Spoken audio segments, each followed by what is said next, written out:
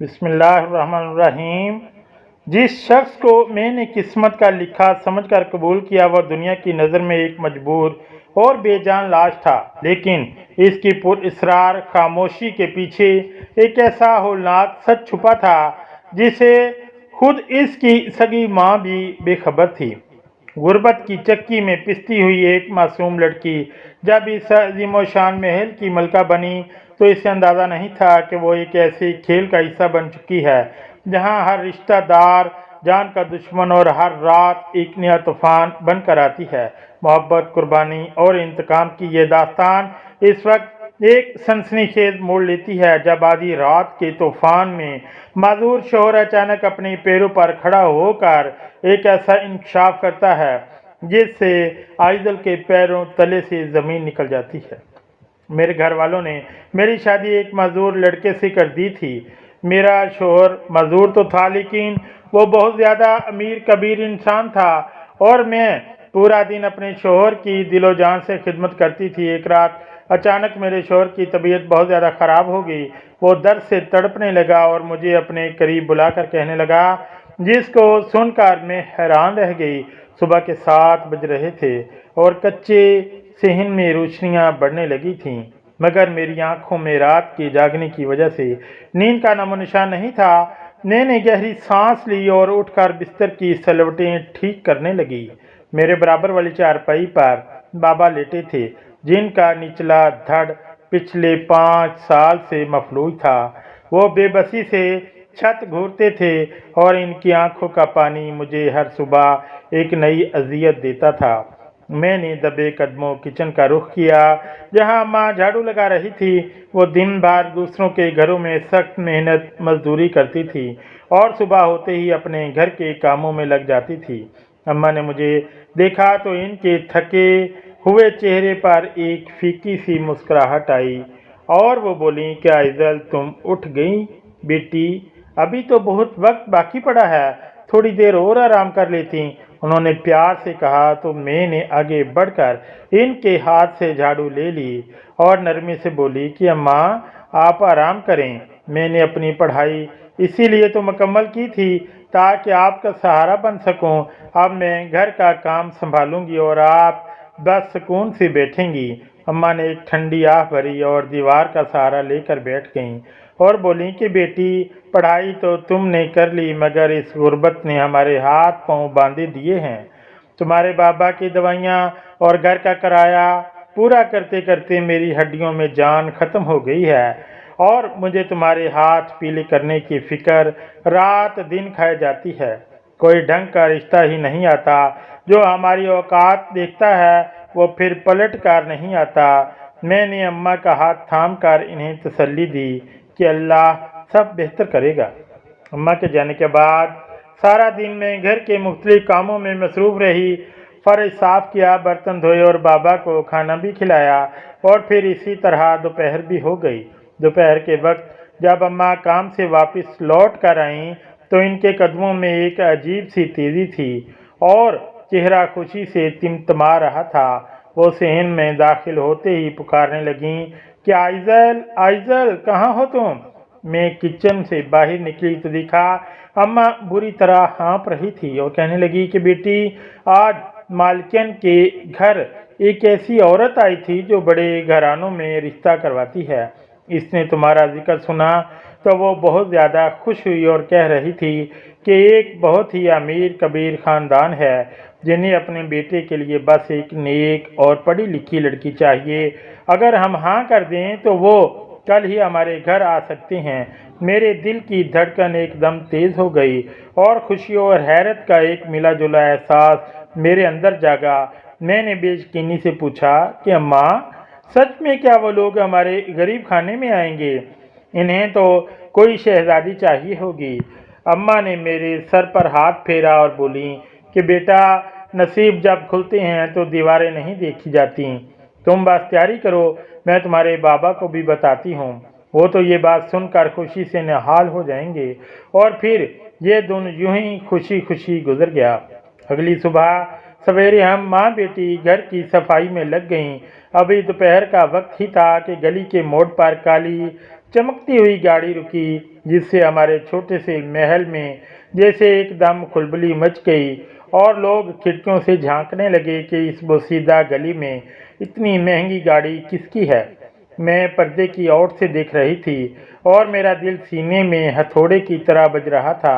मैंने देखा कि गाड़ी से एक बूढ़ी खातून उतरी, जिनके सफ़ेद बालों पर रेशमी दुपट्टा बहुत सलीके से टिका हुआ था। इनके पीछे 3-4 मुलाजमाएं थीं, जिनके हाथों में फल, महंगी मिठाइयाँ और कीमती कपड़े थे। मैं हैरान थी कि इतने अमीर लोग हमारे गरीब घर कैसे आ सकते हैं। गाड़ी में लड़का साथ नहीं था, तो मैंने सोचा शायद इनके यहाँ लड़के का साथ आने का रिवाज नहीं होगा। अम्मा ने भागकर इनका इस्तकबाल किया और इन्हें हमारे छोटे से कमरे में बिठाया, जहाँ बाबा पलंग पर बैठे इनका बेसब्री से इंतज़ार कर रहे थे। बूढ़ी खातून के चेहरे पर हमदर्दी और अपनायत थी। उन्होंने इधर उधर देखा और अपनी मुलाजमा को इशारा किया, जिसने वो तमाम सामान मेज़ पर सजा दिया। इसी वक्त अम्मा ने मुझे आवाज़ दी कि आइज़ल बेटी, मेहमानों के लिए पानी लेकर आओ। मैंने कांपते हाथों से ट्रे उठाई और कमरे में दाखिल हुई। जैसे ही मैं इनके सामने पहुंची तो बूढ़ी खातून की नज़रें मुझ पर जम गई। वो मुस्कुराईं और उन्होंने इशारे से मुझे अपने पास बुला लिया और बोली कि तुम तो माशाल्लाह चांद जैसी हो, जैसा सुना था इससे भी ज़्यादा प्यारी हो।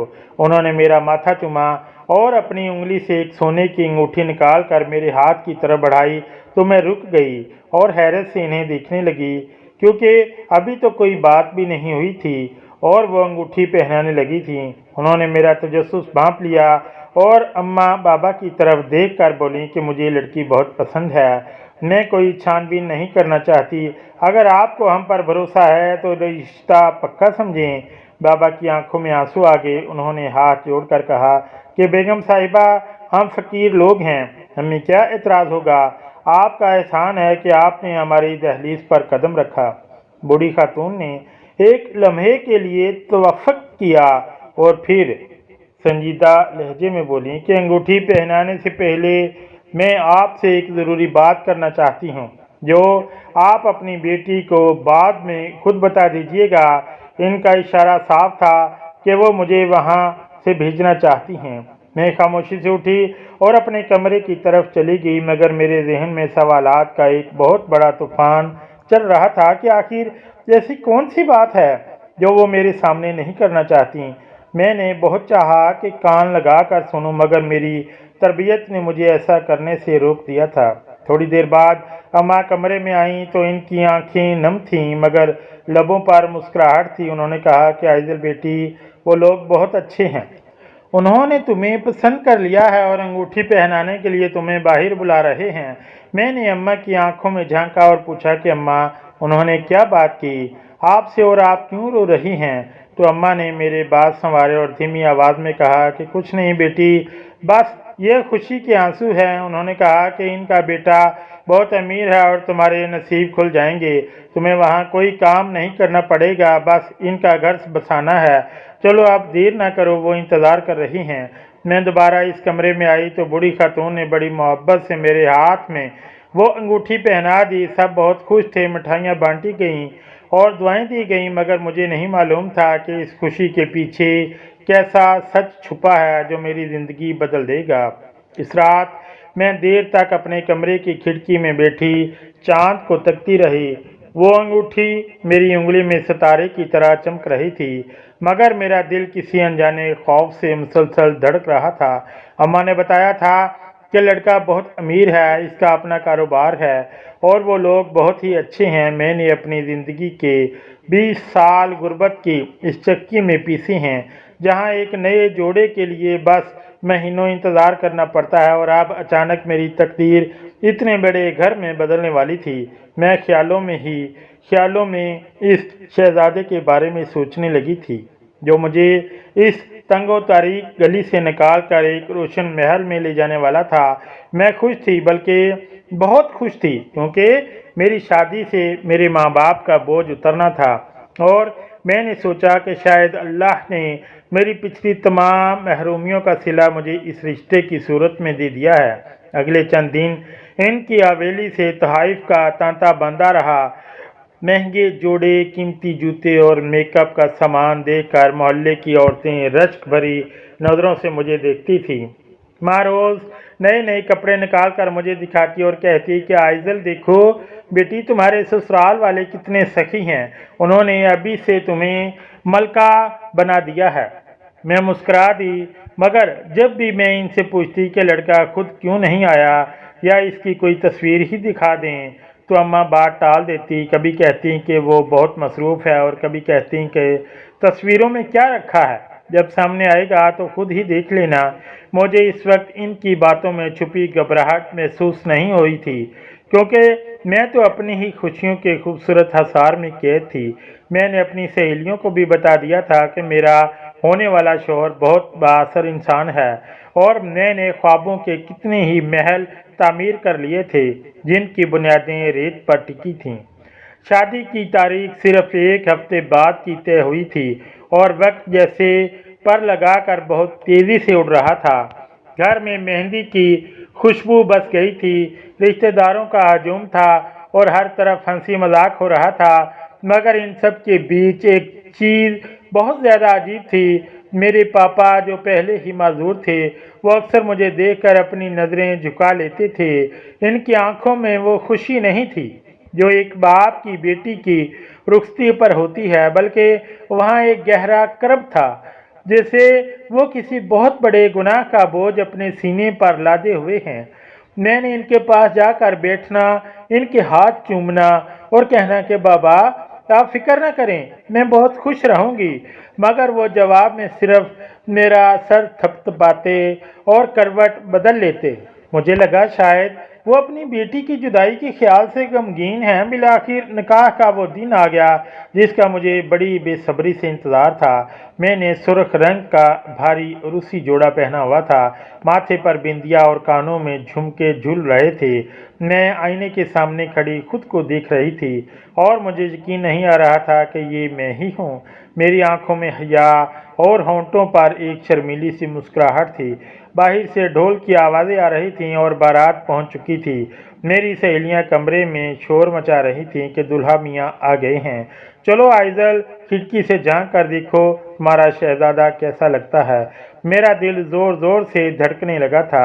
میں نے ڈرتے ڈرتے پردہ تھوڑا سا سرکایا اور گلی کی طرف دیکھا جہاں پھولوں سے لدی ایک بڑی گاڑی آ کر رکی تھی۔ گاڑی کا دروازہ کھلا تو میری سانسیں رک گئیں، کیونکہ میں نے دیکھا کہ دو ملازم ایک ویل چیئر پکڑے کھڑے ہیں، اور پھر انہوں نے گاڑی کے اندر سے ایک شخص کو اٹھا کر اس کرسی پر بٹھا دیا۔ وہ شخص بالکل ساکت تھا، اس کے ہاتھ پیر لٹکے ہوئے تھے اور وہ اپنی گردن بھی سیدھی نہیں رکھ پا رہا تھا۔ وہ میرا دلہا شاہویز تھا، جسے میں نے اپنا شہزادہ سمجھا تھا، مگر وہ تو ایک جیتی جاگتی لاش کی طرح تھا۔ میرے ہاتھ سے پردہ چھوٹ گیا اور میں وہیں زمین پر ڈھیر ہو گئی۔ میری آنکھوں سے آنسوں کا بند ٹوٹ گیا تھا اور سسکیاں میرے گلے میں پھنس گئی تھیں۔ میری سہیلیاں جو ابھی تک ہنس رہی تھیں، وہ بھی ایک دم خاموش ہو گئی تھیں اور پورے کمرے میں ایک خوفناک قسم کا سناٹا چھا گیا تھا۔ میرا وہ محل جو میں نے خوابوں میں بنایا تھا، وہ ایک ہی لمحے میں زمین بوس ہو چکا تھا۔ اسی وقت اماں کمرے میں داخل ہوئیں۔ انہوں نے مجھے فرش پر گرا دیکھا تو وہ تڑپ کر میری طرف بڑھیں اور بولیں کہ آئزل بیٹی کیا ہوا، تم ایسے کیوں رو رہی ہو؟ انہوں نے مجھے سنبھالنے کی کوشش کی تو میں نے غصے اور دکھ سے ان کا ہاتھ جھٹک دیا اور چیخ کر بولی کہ اماں، کیا یہی ہے وہ امیر گھرانہ، اور کیا یہی ہے وہ شہزادہ جس کے خواب آپ نے مجھے دکھائے تھے؟ آپ نے مجھے ایک معذور کے پلے باندھ دیا ہے۔ کیا میں اتنی بری تھی کہ آپ نے میرا سودا ایک لاش سے کر دیا؟ اماں کی آنکھوں سے بھی آنسو نکل آئے تھے۔ وہ میرے پیروں میں بیٹھ گئیں اور اپنا دوپٹہ اتار کر میرے قدموں میں رکھ دیا اور بولیں کہ آئزل بیٹی مجھے مار لو، مجھے گالیاں دے دو، مگر آج ہماری عزت رکھ لو اور تمہارے بابا کی زندگی کی لاج رکھ لو۔ اگر یہ بارات واپس گئی تو تمہارے بابا یہ صدمہ برداشت نہیں کر پائیں گے اور وہ مر جائیں گے۔ آئزل، وہ لوگ بہت اچھے ہیں، وہ تمہیں پلکوں پر بٹھا کر رکھیں گے، हम गरीब हैं बेटी, और हमारे पास इंतखाब का हक नहीं था। अम्मा की सिसकियों और इनके सफ़ेद दुपट्टे ने मेरी ज़बान को ताला लगा दिया था। मैंने देखा कि अम्मा के चेहरे पर कितनी झुर्रियाँ हैं और वो कितना टूट चुकी हैं। मैंने अपनी आंखें बंद की और एक लंबी आह भरी, क्योंकि मेरे पास अब कोई दूसरा रास्ता नहीं बचा था। मैंने अपने ख्वाबों का गला खुद अपने हाथों से घोंट दिया था और फिर अम्मा का दुपट्टा उठाकर इनके सर पर रख दिया और सर्द लहजे में कहा कि ठीक है अम्मा, मैं ये निकाह करूँगी, मगर याद रखना आज आपने अपनी बेटी को रुखसत नहीं किया बल्कि इसे जिंदा दरगोर कर दिया है। कुछ देर बाद निकाह ख्वाह के अल्फाज मेरे कानों में हथौड़े की तरह बज रहे थे जब उन्होंने पूछा कि आइजल बिनते अहमद, क्या तुम्हें शावेद बिन सुलेमान के साथ निकाह कबूल है? तो मुझे लगा जैसे मैं अपनी मौत के परवाने पर दस्तखत कर रही हूँ। मैंने रोते हुए 3 बार कबूल है कहा और इसी के साथ मेरी ज़िंदगी का हर रंग स्याह हो गया। रुखसती के वक्त जब मैंने बाबा को गले लगाया तो वो फूट फूट कर रोने लगे थे। वो कुछ कहना चाहते थे मगर अल्फाज इनके गले में घुट कर रह गए थे। मैं बिना मुड़े कदम बाहर निकाले और इस व्हीलचेयर वाले शख्स की गाड़ी में जा बैठी। जैसे मैं अपना शोर तस्लीम कर चुकी थी मगर मेरा दिल पत्थर का हो चुका था। गाड़ी की पिछली नशिस्त पर मैं सिमटी हुई बैठी थी और मेरे बराबर में शावीज बैठा हुआ था। गाड़ी के अंदर की खुशबू मुझे जहर लग रही थी और मैंने अपनी नज़रें खिड़की से बाहर जमा रखी थीं, जहां सड़क की रोशनियां तेज़ी से पीछे छूट रही थीं, जैसे मेरे ख्वाब पीछे रह गए हों। जब गाड़ी इस अजीमशान हवेली के सामने रुकी तो वहां का जाहो जलाल देखकर मेरी आंखें चुधिया गईं, मगर मेरे दिल में कोई जोश नहीं था। मुलाजमों की एक फ़ौज खड़ी थी जो शाहवीर को एहतियात से उठाकर अंदर ले गई थी और मुझे भी एक सजाए कमरे में पहुंचा दिया गया था, जहां फूलों की महक इतनी तेज़ थी कि मेरा दम घुटने लगा था। मेरे बेड के कोने पर बैठ गई थी और मेरा सुर्ख जोड़ा अब मुझे किसी कफन की तरह लग रहा था। थोड़ी देर बाद दरवाज़ा खुला और शाहवीर को व्हील चेयर पर अंदर लाया गया। मुलाजिम इसे बेड के करीब छोड़कर खामोशी से बाहर निकल गया था और अब कमरे में सिर्फ मैं थी और वो शख्स जिसे दुनिया मेरा शौहर कह रही थी। मैंने डरते डरते अपनी नज़रें उठाईं तो देखा शाहवीर मुझे ही देख रहा था। इसकी आंखों में बहुत गहरी और रोशन थी, मगर इनमें एक ऐसी उदासी थी जो मेरे अपने दुख से भी ज़्यादा गहरी थी। इसने बहुत मुश्किल से अपने हाथ को हरकत देकर मेरे करीब लाया और एक कांपती हुई आवाज़ में बोला कि आइजल, मैं जानता हूँ कि तुम इस वक्त क्या महसूस कर रही हो। कोई भी लड़की मुझ जैसे इंसान से शादी नहीं करना चाहती जिसका आधा जिस्म कब्र में हो और आधा बिस्तर पर। मैं साकित रह गई क्योंकि इसकी आवाज़ में वो रोब नहीं था जो मैंने अमीर लोगों के बारे में सुना था, बल्कि एक ऐसी आजिज़ी थी जिसने मेरे गुस्से को एक पल में पिघला दिया। शाहवीज ने अपनी बात जारी रखी और दबी आवाज़ में कहा कि मेरी भी मजबूरी थी आइजल। मेरी माँ चाहती थी कि मरने से पहले मेरा घर बस्ता देख लें। मैंने बहुत मना किया कि किसी मासूम की ज़िंदगी बर्बाद ना करो, मगर वो नहीं मानी। मैं तुम्हें वो तमाम खुशियाँ तो नहीं दे सकता जो एक शौहर देता है, मगर मैं वादा करता हूँ कि इस घर में तुम्हें किसी भी चीज़ की कमी नहीं होगी। तुम यहाँ की मलका हो और तुम्हारे हर ख्वाहिश मेरे लिए हुक्म होगी। इसने बेड के दराज से एक छोटा सा डिब्बा निकाला और लरजते हाथों से मेरी तरफ बढ़ाया और कहा कि ये तुम्हारे लिए मुंह दिखाई का तोहफा है, इसे कबूल कर लो और मुझे इस जुर्म के लिए माफ़ कर देना जिसमें मेरा कोई इख्तियार नहीं था।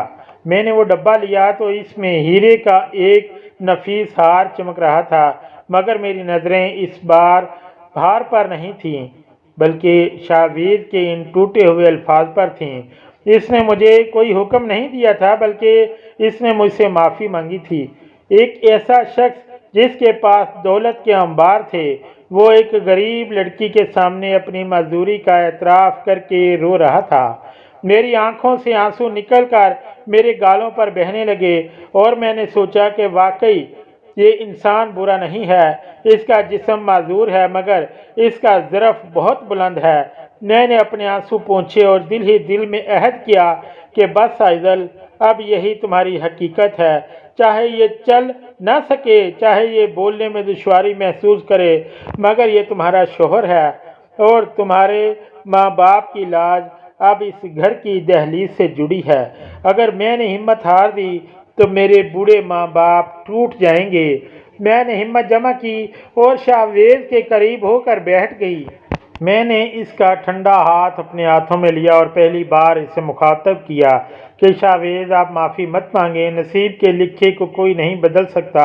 اگر اللہ نے مجھے آپ کے لیے چنا ہے تو میں اپنا یہ رشتہ پوری ایمانداری سے نبھاؤں گی۔ میں آج سے صرف آپ کی بیوی نہیں بلکہ آپ کا سہارا بنوں گی۔ شاویز کی آنکھوں میں ایک دم چمک آ گئی تھی، جیسے اسے اندھیرے میں کوئی روشنی مل گئی ہو۔ اس نے ایک لمبی سانس لی اور مسکرا کر کہا کہ شکریہ عائضل، تم نے میرا بوجھ ہلکا کر دیا ہے۔ اس رات میں سوئی نہیں تھی بلکہ سوچتی رہی تھی کہ اب آگے میں نے کیا کرنا ہے۔ اگلی صبح جب سورج کی پہلی کرن کمرے میں آئی تو میں نے ملازموں کو آواز دینے کے بجائے شاویز کی ویل چیئر سنبھالی۔ میں نے اسے نہلانے کے لیے کپڑے نکالے، اس کی دوائیاں ترتیب دیں اور اسے اپنے ہاتھوں سے ناشتہ کروایا۔ پہلے جو کام ملازم کر رہے تھے وہ اب میں خود کرنے لگی تھی۔ شروع میں مجھے جھجک ہوئی مگر پھر میں نے سوچا کہ یہ میرا شوہر ہے اور اس کی خدمت کرنا میرا فرض ہے۔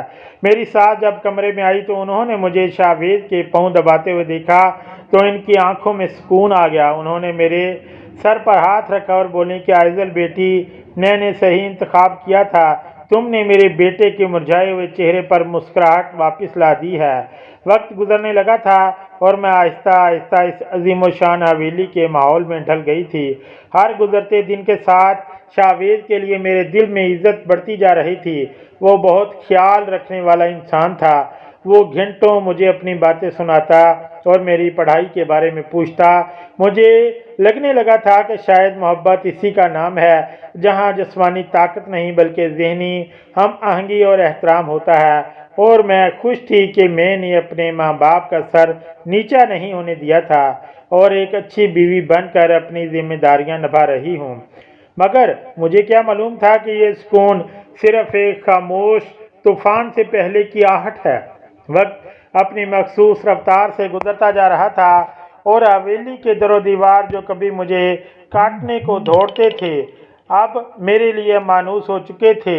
شادی کے ابتدائی 2 ماہ تو جیسے کسی خواب کی طرح گزر گئے تھے، مگر پھر میں نے اپنی قسمت سے سمجھوتا کر لیا تھا اور میں نے یہ طے کر لیا تھا کہ اگر اللہ نے میری ڈیوٹی شاویز کی خدمت پر لگائی ہے تو میں اسے دنیا کی بہترین بیوی بن کر دکھاؤں گی۔ میں نے حویلی کے تمام ملازموں کو سختی سے منع کر دیا تھا کہ شاویز کے کمرے کا کوئی بھی کام میری اجازت کے بغیر نہیں ہوگا۔ شروع میں جب شاویز کو ویل چیئر پر بٹھاتی یا اسے سہارا دے کر بستر پر لٹاتی تو میرا اپنا بدن تھکن سے چور ہو جاتا، مگر شاویز کی وہ خاموش نظریں جو ہمیشہ میری شکر گزار رہتی مجھے تھکنے نہیں دیتی تھیں۔ وہ بہت کم بولتا تھا مگر جب بھی بولتا اس کے لہجے میں میرے لیے وہ عزت ہوتی تھی جو شاید کسی تندرست شوہر کے لہجے میں بھی نہیں ہوتی۔ میں نے اپنی زندگی کے 3 مہینے اسی ایک کمرے کے گرد گھوم کر گزار دیے تھے۔ کبھی کبھی میرا دل ایک لمحے کے لیے بھر آتا تھا اور میں سوچتی کہ کاش میرا شوہر بھی اپنے پاؤں پر کھڑا ہوتا تو ہم بھی کہیں گھومنے جاتے، ہم بھی بارش میں بھیگتے اور زندگی کی عام سی خوشیوں کو محسوس کرتے۔ مگر اگلے ہی پل جب میں شاویز کے معصوم اور بے بس چہرے کو دیکھتی تو میرا سارا گلہ شکوہ ختم ہو جاتا۔ میں نے اس کے پاؤں کی مالش کرنا، اس کے ناخن تراشنا اور اسے اپنے ہاتھوں سے کھانا کھلانا اپنی زندگی کا اولین مقصد بنا لیا تھا۔ شاویز اکثر راتوں کو درد کی وجہ سے سو نہیں پاتا تھا۔ وہ کراہتا تو میں ہڑبڑا کر اٹھ بیٹھتی اور پوری رات اس کے سرہانے بیٹھ کر اس کا سر دباتی رہتی۔ شاویز کہتا کہ عائضل تم پاگل ہو، اپنی صحت خراب کر لو گی، جاؤ سو جاؤ، میں دیکھ لوں گا سب۔ مگر मैं मुस्कुरा कर जवाब देती कि शावेद, आपको सुकून मिलेगा तो ही मुझे नींद आएगी, वरना मेरा ज़मीर मुझे सोने नहीं देगा। मेरी सास मेरी इस कुर्बानी को देखकर अक्सर हैरान रह जाती थी। वो मेरी माँ से कहती कि आइज़ल बेटी नहीं बल्कि फरिश्ता है। इसने मेरे बेटे को वो ज़िंदगी दी है जो शायद मैं सगी माँ होकर भी ना दे पाती थी। हवेली में आने वाले रिश्तेदारों की नज़रें हमेशा शावेद की जायदाद पर होती थीं। वो सब बज़ाहिर हमदर्दी जताते थे, मगर मैं जानती थी कि वो सब शावेद के मरने का इंतज़ार कर रहे हैं ताकि इस हवेली पर कब्ज़ा कर सकें। शावेद इनके सामने बिल्कुल खामोश हो जाता था और इसकी आंखों में एक अजीब सा खौफ लहराने लगता था, जैसे इसे इनसे खतरा महसूस होता हो। वो सिर्फ इस वक्त पुरसुकून होता जब मैं कमरे में अकेली इसके पास होती थी। कुछ अरसे बाद मैंने महसूस किया कि शावेद का मुझ पर भरोसा अब किसी अकीदत की हद तक पहुंच चुका है। वो अपनी ही हर छोटी बड़ी ज़रूरत के लिए सिर्फ मुझे पुकारता था और मैंने भी कभी इसे मायूस नहीं किया था। हमारी शादी को पूरे 5 माह हो चुके थे कि एक शाम मौसम इंतहाई ख़राब था। हम शाम को ही अपने कमरे में चले गए थे और फिर खाना भी वहीं पर खाया था। आज मैं थक गई थी, इसलिए जल्दी ही नींद आ गई थी और मैं नहीं जानती थी कि मेरे बाद शावेद सोए हैं या जागते रहे हैं। बादलों की गर्ज से हवेली की खिड़कियां थरथरा रही थीं, जिससे आधी रात को मेरी आंख खुल गई। मैंने देखा कि वो दर्द की शिद्दत से करा रहा थे और इनकी आंखों में आंसू थे, मगर उन्होंने मेरे आराम का ख्याल करते हुए मुझे नहीं उठाया और उन्होंने अपने पेट के दाएं जानब हाथ रखा हुआ था और इनका चेहरा दर्द की शिद्दत से नीला पड़ने लगा था। इनके मुंह से दबी दबी सिसकियां निकलने लगी थीं और मैं बुरी तरह बदहवास हो गई थी। मैंने पानी का गिलास मेज पर रखा और लरजते हाथों से इनके माथे पर हाथ फेरा और बोली कि शावेद, खुदा के लिए हिम्मत करें, मैं अभी डॉक्टर को फ़ोन करती हूँ या अम्मी को बुलाती हूँ। मैं जैसे ही फ़ोन उठाने के लिए मुड़ी तो शावेद ने पूरी कुव्वत से मेरा बाजू पकड़ लिया और इसकी गिरफ्त इतनी मजबूत और सख्त थी कि मुझे कभी इसके बदन में ऐसी जान महसूस नहीं हुई। इसने अपनी आंखें खोलीं जो सुर्ख अंगारा हो रही थीं। इसने इशारे से मुझे अपने करीब बुलाया और मेरे कान के पास झुककर एक ऐसी आवाज़ में सरगोशी की जिसने मेरे पैरों तले से ज़मीन निकाल दी।